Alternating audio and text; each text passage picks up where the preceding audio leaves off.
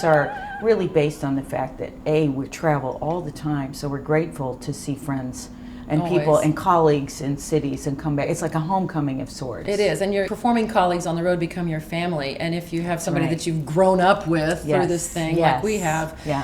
it always is extra special. You Well, know, people confuse us a lot. oh my gosh, We've had this. I mean, please, I'm flattered. I'm but, you terribly know, flattered to be. I think it's personality issue. We're both sort of blonde. We're both cheerful Americans. Cheerful Americans, exactly. Cheerful, friendly outgoing. Americans. Well, you just got to send a piece of my underwear from the Paris Opera. Okay, let's just, before we go too far with that, let's just clarify.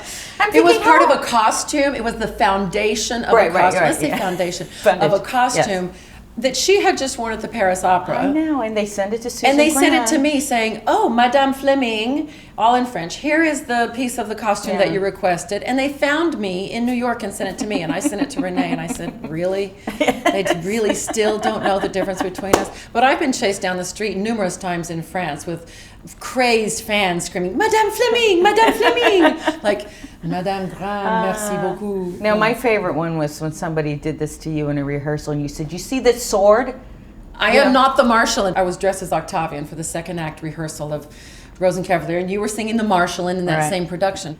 Someone came up to me and said, "I have all your recordings. My favorite is the 4 last songs." Yes. Well, I'm a mezzo and I don't sing the 4 last songs. And it instantly clicked, and I looked at him and I said, "I'm not Renee." Well, I missed you in Rosenkavalier. I mean, that was my big heartbreak when we all change our repertoire at different times, and my wish would have been for us to both stop singing that opera at the same time.